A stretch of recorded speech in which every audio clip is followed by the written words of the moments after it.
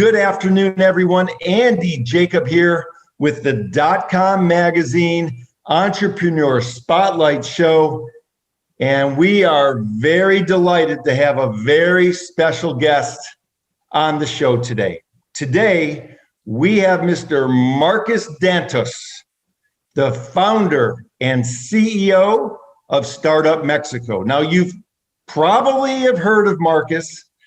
Marcus is a renowned serial entrepreneur.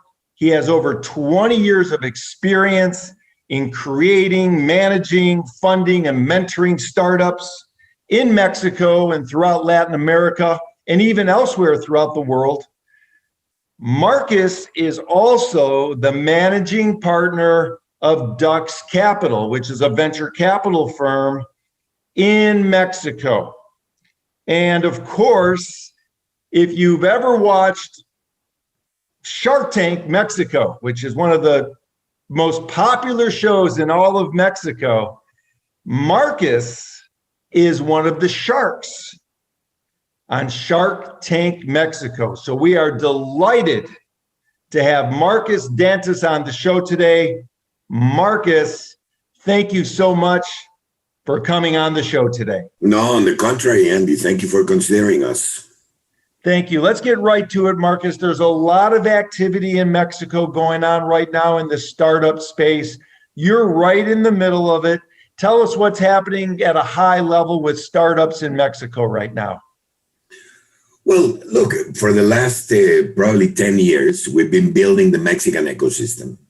A bunch of accelerators and incubators were created, first in the universities, then some professional ones, like Startup Mexico, and then a bunch of initiatives from outside of Mexico came to Mexico, like Mass Challenge and 500 Startups, and even Y Combinator, and all these guys have come to Mexico because they see that the talent is here.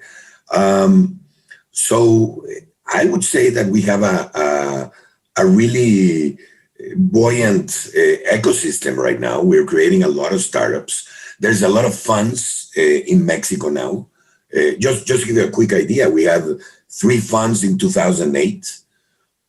And by last year, there were over 70 funds. Investment in both Mexico and Latin America has grown tremendously, but specifically in Mexico, probably because of the closeness to the US.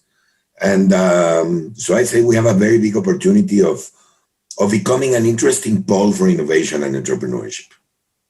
See, I love that, Marcus. And let's talk about how, when people approach you and they want you to take a look at their startup, I know you probably get inundated all the time from founders and startup entrepreneurs that say, Mr. Dantus, I want you to take a look at this. I want you to consider this. When you're looking at all of this massive amount of people trying to create something in Mexico, what's the most important thing you look at right now to determine whether you want to get involved in helping, funding, or mentoring these companies? Well, I kind of follow, Guy Kawasaki's approach regarding the idea, which is I first look at the problem and if there's a real problem that they're solving. Of course, the more people that have the problem, the more frequent the problem, probably the wider the market that they're attacking. I also look at, their differentiators. I mean, are they differentiated in their solution? And of course, the team, are these guys ethical? Do we have something in common? Can I help them? Do I have the contacts, the experience to help them, etc.? So those are mainly the things that I look for. We speak with a lot of venture capitalists and angel investors and serial entrepreneurs that are involved in creating, managing, funding, and mentoring startups in Silicon Valley. One thing that we're hearing that's a little bit different than maybe it used to be in Silicon Valley is that they're looking for the team. The person that's flying solo now really doesn't get as much good play up here in Silicon Valley as it used to. Now, people in your position in Silicon Valley are looking at what the team looks like. Is that the same thing that's going on in Mexico right now? Yeah, definitely, Andy. I mean, look, my theory is that first of all, of course, there has to be a team, and hopefully it's a multidisciplinary team that complements each other, not three engineers, you know. Uh, but also, I mean, it's essential. I've always said that a good entrepreneur, a good group of entrepreneurs with a bad project will probably be more successful than a bad group of entrepreneurs with a good project, you know? So, yeah, definitely.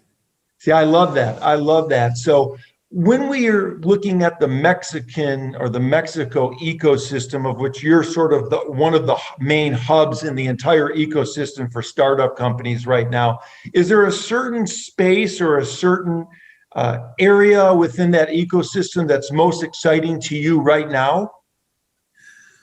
I mean, there are several ones, but I'll tell you that probably the most exciting one right now in Mexico in general is fintech.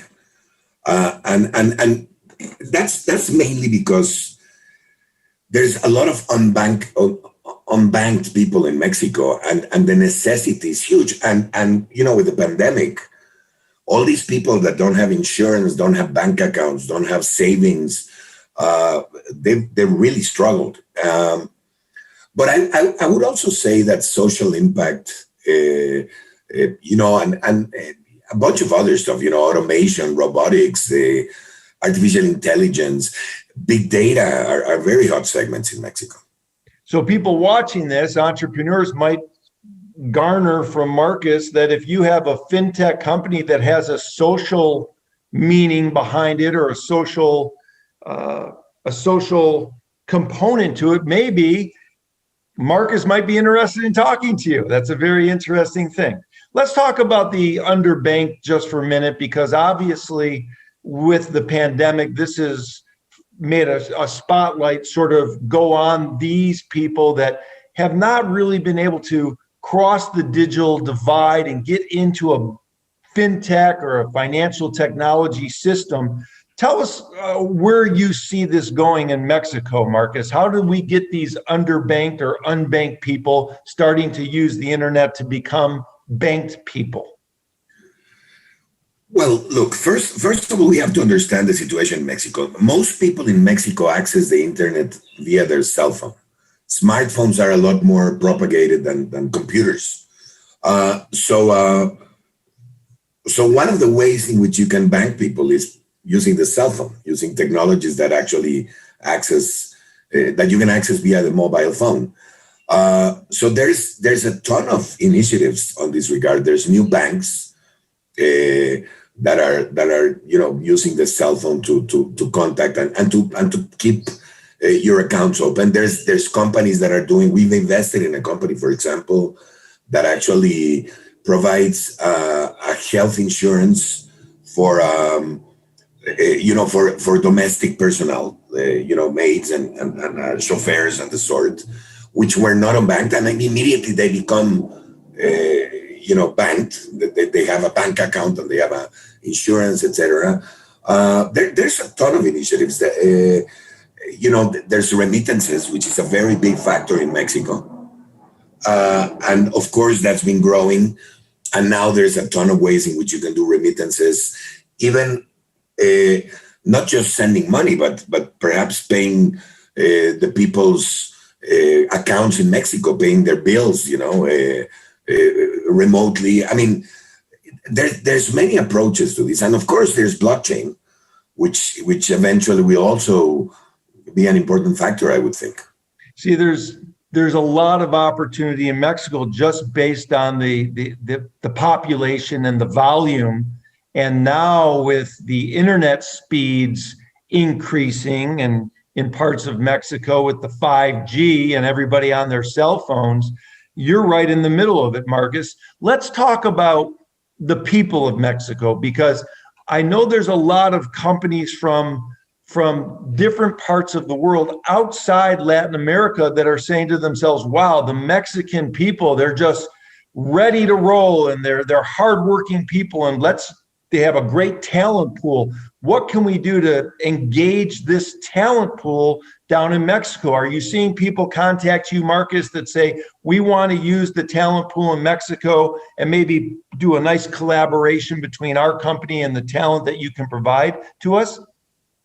Yes, Andy. And there's Mexico. Mexico is interesting because there's only two countries in the world that I can think of that actually connect continents. One is Turkey, it connects Europe and Asia. And the other one is Mexico. We connect the Latin American world with the Anglo-Saxon world. And even though we're in North America, we're truly because we are Spanish speakers and we are part of the Latin American continent, we actually connect. So anybody, companies from Europe or from the US or from Asia sometimes want to come to Israel, they come to Mexico because we are the entry point to Latin America. And if they make it in Mexico, then we can trickle their company down to all these other places. And Latin America is a big market. But companies in Latin America also come to Mexico because we have a bigger market and we are very close to the US. And some of these companies, their ultimate goal is to reach the US market. So we have quite an interesting position geographically. Now, you talked about talent. There's something going on in Latin America that's very interesting. We have what's called a demographic bonus. In Mexico, for example, 53% of the population is under 30 years old. The median is 27. And over half of the population is also in working age. And these are two, numbers that don't really happen that often and don't last that long. And we've tripled the university students in Mexico in the last 15 years. So it's not only that we have young people and that they work a lot, because we are, by the way, the people that work the most hours in the world, according to the OECD, which actually means that we're not that efficient, but that's a completely different subject. But I'd much rather teach efficiency to somebody that already works that much than to teach them how to work that much, right? But these people are not just young and they work a lot, but they're talented. We're the 8th country in the world graduating engineers and scientists, for example. So I think and we are very accessible price-wise. Engineers in Mexico are about 1/10 of the cost of engineers in Silicon Valley. So why not engage these talent? See, that makes all the sense in the world. It seems like this is a perfect storm in a positive way, a positive storm for what's happening in Mexico, being the bridge between North America and Latin America, having such a young and talented pool of people that are connected to the internet on their phones and understand the working of the online world and the online space. And the price points are very, very attractive. So when we're looking at Startup Mexico, do you have people that are from outside Mexico coming to you, Marcus, and saying, hey, I've got a startup, but I want to start it in Mexico, even though I'm not, a Mexican or a Mexican company? Or do you only specialize in Mexican companies at this point in time? No, we have several programs, Andy. We have a soft landing program in which we brought companies from Latin America, from Europe, from Israel, from the US into Mexico. We help them create the Mexican entity. And we help them with lawyers and accountants and whatnot. And we provide them with a space and contacts to try to grow in Mexico. So that program is specifically for foreign companies arriving in Mexico. See, I love that. So that's phenomenal. And that is really an important aspect, what I'm hearing, because there's people from other countries that won't know the groundwork. They won't know sort of how to start a company in Mexico. They won't know the ins and outs. They won't sort of know where to land and where to place their startup in Mexico. And the culture is different, Andy. Pardon me? And the culture is different. and the culture is 100% different, and you and your team help these people land on their feet so that they can roll very quickly with their startup. That's very, very brilliant. I didn't even think about that. And that's fantastic, Marcus. I really like hearing that. If you're talking about Mexico City, is that the hub of the startup community in Mexico right now, or is it everywhere all over Mexico? I think everywhere in Mexico, there's a lot of startups, but just the sheer size of Mexico City, of course, makes it the hub. Everybody started saying that Guadalajara was like the Silicon Valley of Mexico. And probably in proportion, Guadalajara has perhaps more startups than other cities. But I mean, Mexico City is 3 or 4 times the population of Guadalajara. So obviously, most of the funds are here, most of the incubators and accelerators. Most of the startups are born in Mexico City. So yeah, I would say Mexico City is the hub. Very good. Let's talk about Startup Mexico. You get inundated with a lot of people pitching you their ideas and so forth. When someone pitches you an idea, you mentioned already sort of how you look at that and how you integrate it into your thought process with regard to whether it's a big opportunity, whether they're solving a big problem, whether they have a great team behind them. What do you see? Do people try and get on the phone with you, Marcus, or do they try and email you a pitch deck? What's sort of the process for these companies to get in front of Startup Mexico and in front of your team? Well, again, we have different programs, Andy, so each program has different processes. So for example, we have an incubation program, which basically it's an open call for projects. Projects present us their ideas.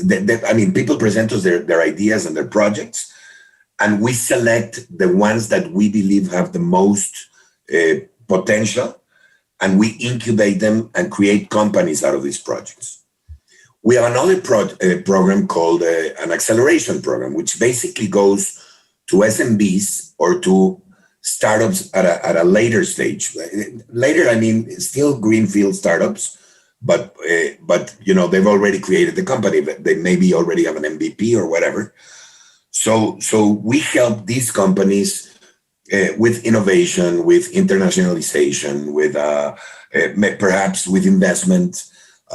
We help them adopt digital tools or help them grow their sales. So that's our acceleration program. And then we have, of course, the fund, Dux Capital, which we get companies there via email and LinkedIn and every which way that you can imagine, and where we simply focus on funding the companies. So we have different ways to approach this. See, that makes a lot of sense. Marcus, I know that you know that people watching the show, we have a lot of entrepreneurs that watch the show, and they're going to be watching this show and they're going to be saying to themselves, well, I don't have a startup yet, but I've got an idea. And here I have Marcus.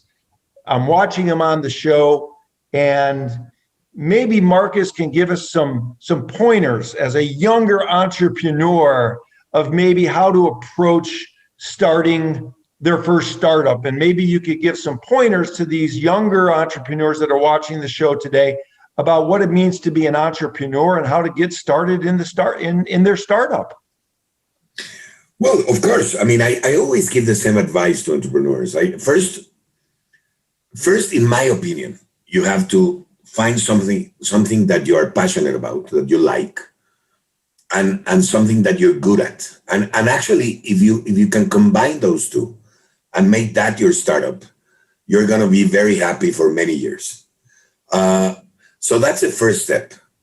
For example, what I do, I love what I do. I love that there's no routine to it. I love that every day is different. One day I'm talking to you, another day I'm traveling to Guatemala. It's completely different, and I like that. And if you like what you do, you probably have more chances of being successful. The second advice I would give them is to find a purpose, and the purpose cannot be making money. Money will come if you do this well, but the purpose has to be something related to making the world a better place in one way or another, to helping people in some way. And I think that every single company that has found a true purpose, or all the companies that are successful today have a true purpose behind them, and it's not making money. So especially for the younger generations, the millennials, the centennials, I would say be patient. Things don't happen in a jiffy, like when you go to Amazon and get your stuff the next morning, or go to Netflix and watch a movie. I mean, these things take time. So find a purpose, find something you like, and then find a problem and solve it differently, and find a team to help you. And the team, I'm not just talking about your partners. I'm talking also about an external team, mentors, consultants, advisors, investors that really broaden your knowledge and that can really help you be successful. See, that's wonderful advice, Marcus. Let's turn the table just a little bit and talk about the startups that not only come to you through your system but to other similar type systems throughout the world. We talk to a lot of startup entrepreneurs, and one thing that sort of shines through is that the ones that are successful seem to be really focused in on their customers. The ones that maybe are having a tougher time than the successful ones get all sort of caught up in their technology and their systems and their platforms, but they're forgetting that they're doing something for a customer. So can you sort of address that from your perspective? I mean, you're completely right.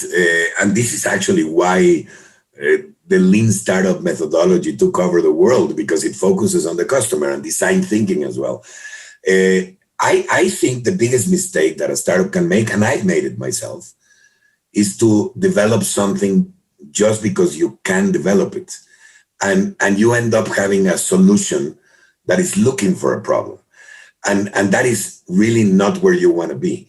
So yes, I think that initially you have to find, you have to look at the customers, you have to talk to them, you have to understand what is it that they want, and then try to build that for them. Yes.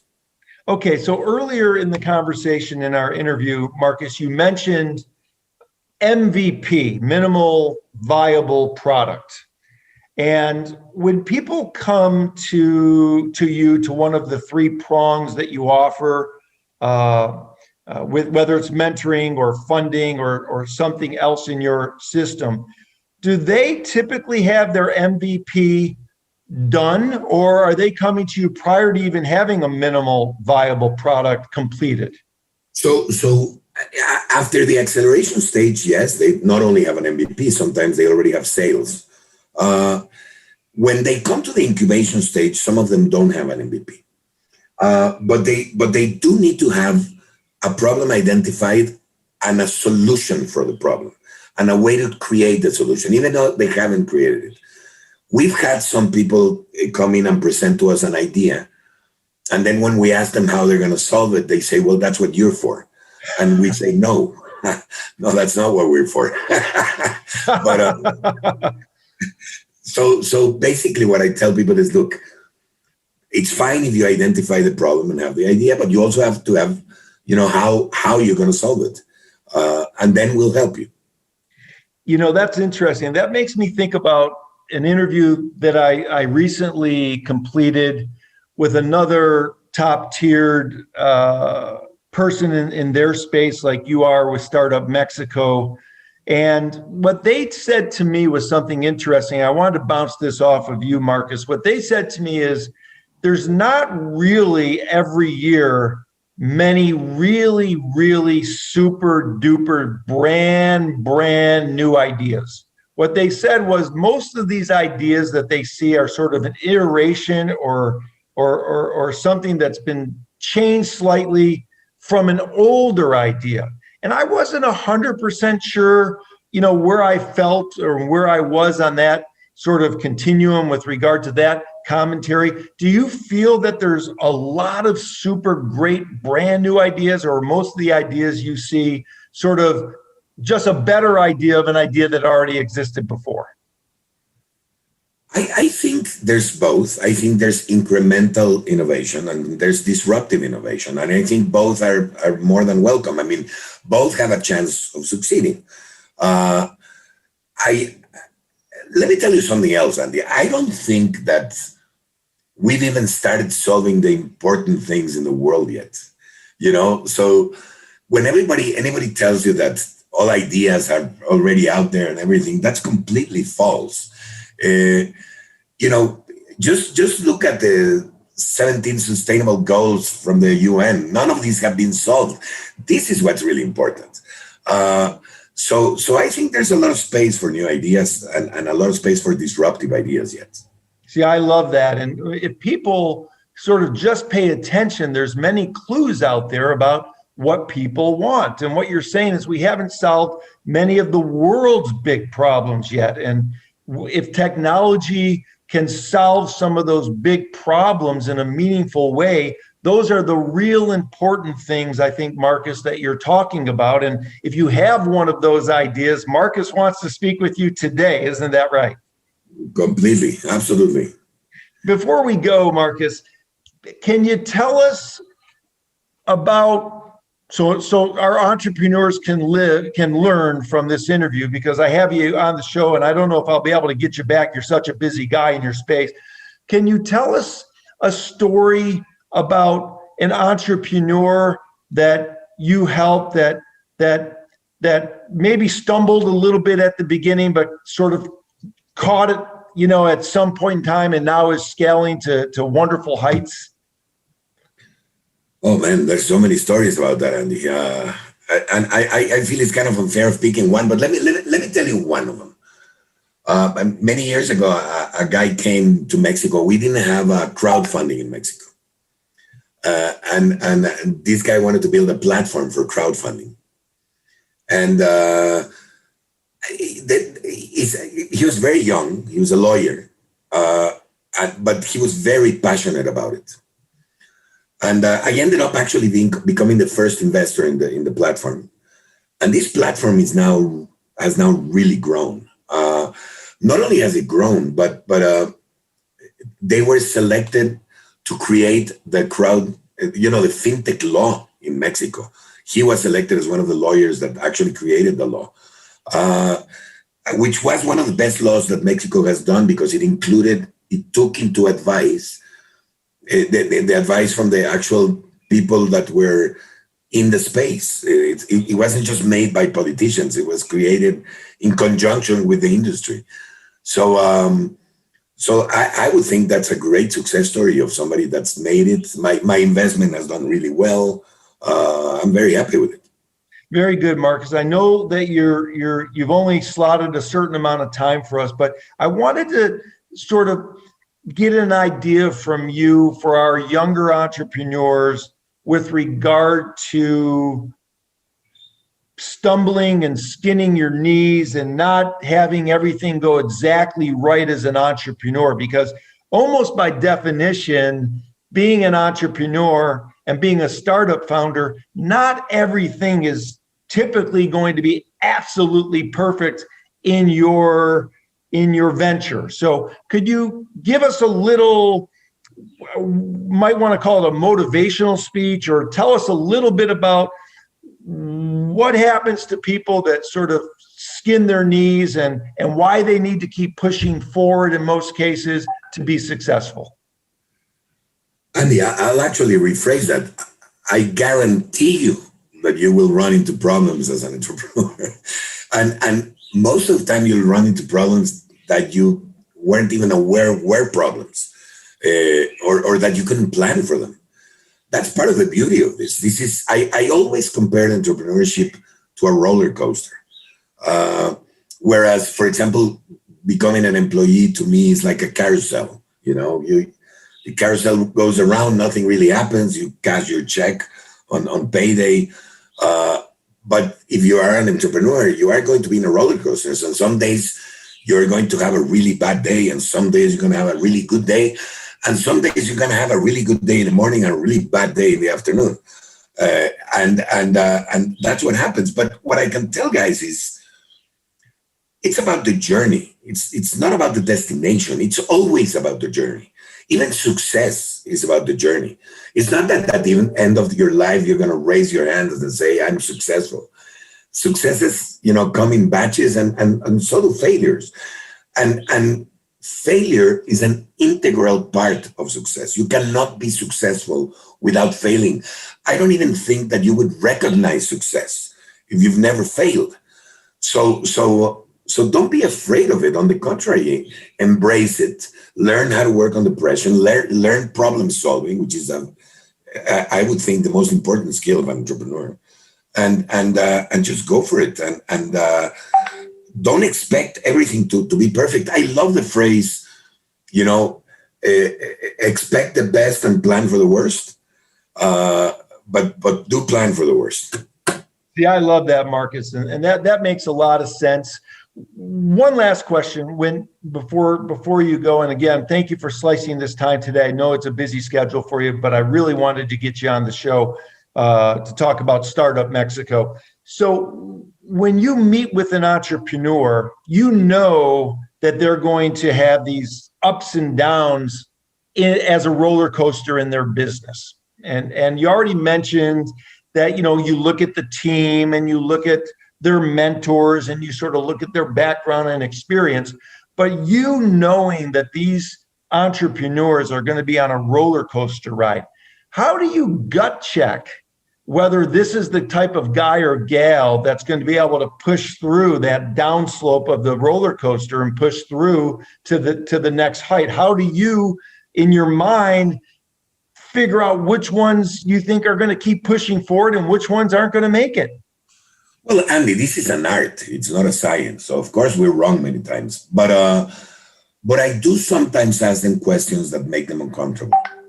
Questions that are, for example, I could ask them something that they think they've already said, and I can hear how they answer it. If they tell me like I've said before, this is a guy that, is a little heavy on the or doesn't know how to communicate very well. Or maybe I ask them something they don't know, but I do know the answer to, and then I can see if they lie to me or they make something up or they just say, the good answer should be, look, I don't know the answer, but they write it down, but I'll look for it.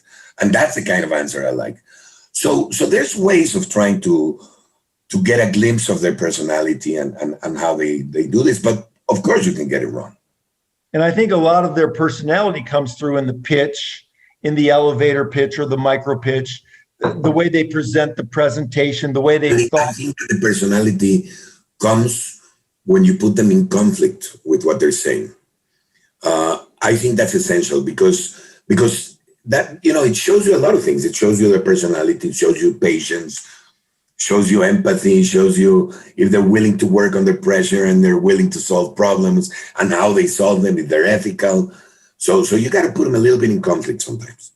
I love that. That's fantastic. Somebody needs to write a book about the conflict questions to ask potential entrepreneurs to put them in the position to be able to understand that person's personality much better. That's wonderful. Let's write it. Let's write it. I love it. I love that attitude. Well, this attitude, Marcus, is obviously what's helped you lead Startup Mexico to being one of the leaders in the space. I wanted to again thank you for coming on the show today. This has been a real treat for me. Marcus, how can people get a hold of you? I'm sure there's going to be entrepreneurs from Latin America, North America, Mexico, and other countries wanting to get a hold of you who watch the show. How can they get a hold of you and your team? And let's give out some of that information now.